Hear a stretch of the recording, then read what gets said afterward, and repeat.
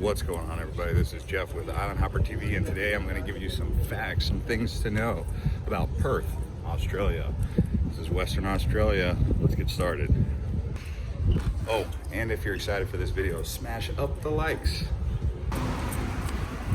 So the currency they use out here is called AUD, Australian dollars. So when they're saying that's going to cost you $12, they're talking about Australian dollars. $1.46 AUD equals $1 US. So do the math on that. Basically 3 Aussie dollars comes out to around about $2 US. So now you know.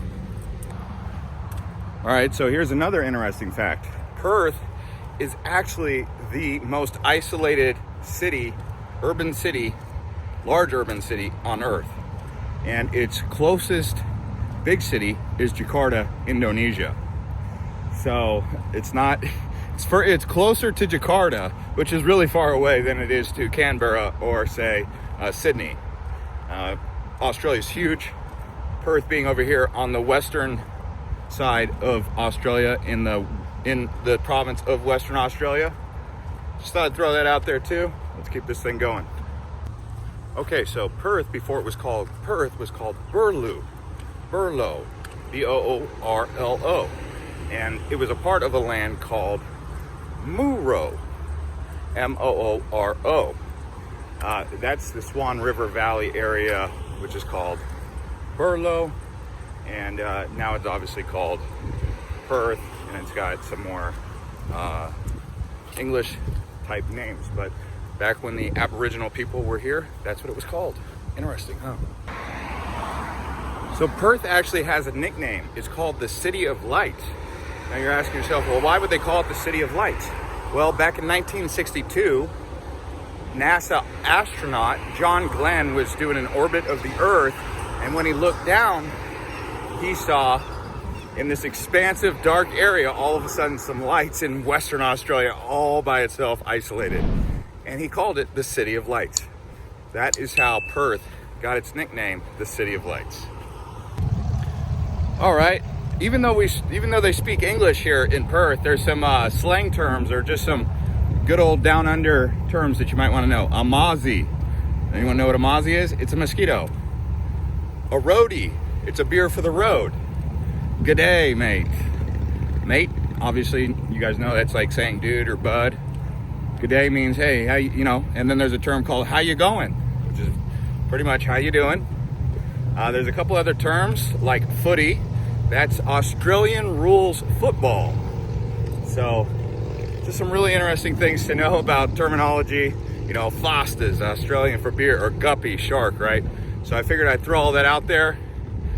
Just some slang terms to know. You might hear them, you might not, who knows. All right, so believe it or not, the nickname for people living in Western Australia are sand gropers, because it's kind of arid out here. It's a little bit sandy. It's the outback right over there. Right over there is the Indian Ocean. So sand gropers is what they call Western Australians, and people from Perth are called Perthies. What a cool name, right? Do you want to be a Perthie? Come on out here, maybe you'll move, fall in love with the place, who knows? All right, so when it comes to Perth's climate, in the summertime, it can get as hot as 104 degrees. But in the wintertime, it can get kind of cool, but it comes with a really strong wind. Did you know that Perth is actually the third windiest city on the planet?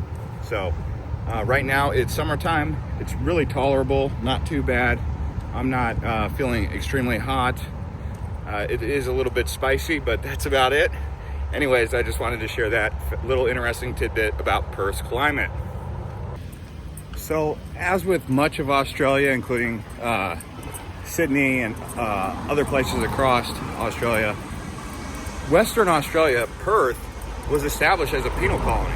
So there was a prison out here where the British and some of the other European countries would send their undesirables or their prisoners to kind of like exile them out of the country. And that was kind of what established Perth, was the penal colony. And they have that out towards Fremantle. So Fremantle's the place where you have the beaches. But yeah, it's kind of interesting to know how Australia and Perth kind of has its roots in prisoners. So let's keep this tour going.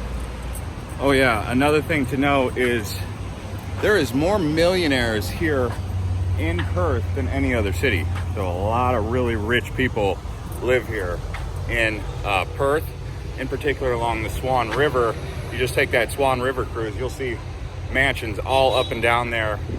And a lot of their wealth comes from mining, nickel mines and several other mines out here. So anything that's related to mining, whether it be heavy equipment operation or construction, also pays good, top dollar.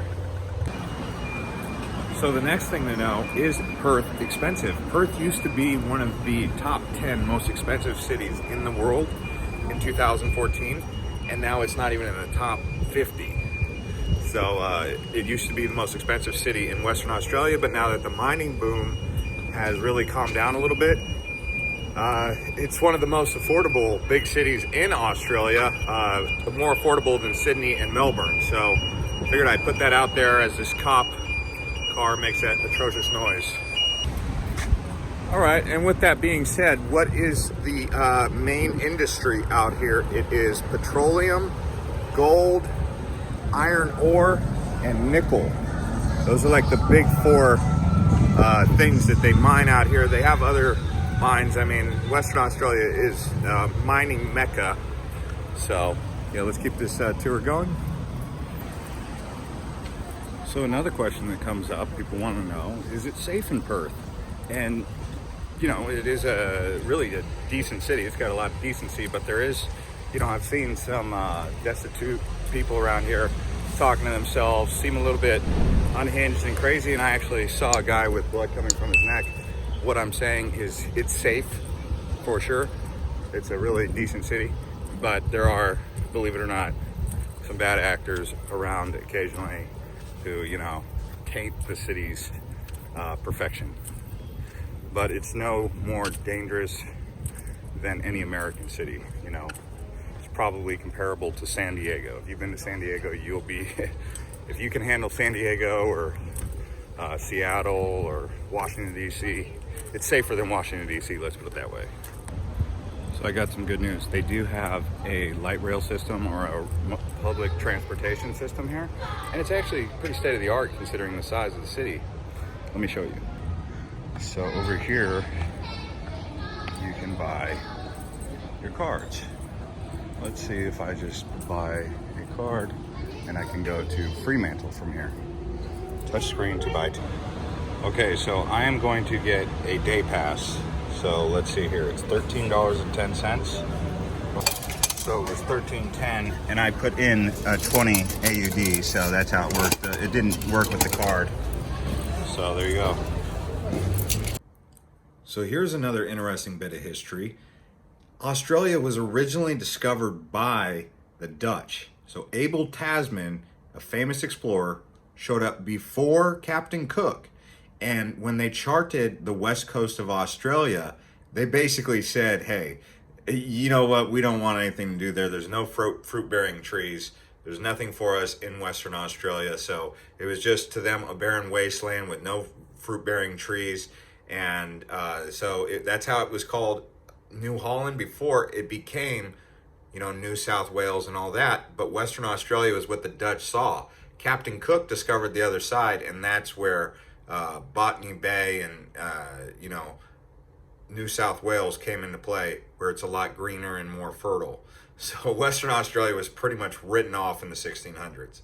Interesting history right there. All right, and that's going to conclude this episode of Things to Know about visiting Perth, Australia. Stay tuned for more from Perth and also my trip around the south and the north. I think I'm headed to Esperance next, or Adelaide, and then on to the west or the east coast. So we'll see you guys next time. Subscribe to Island Hopper if you like.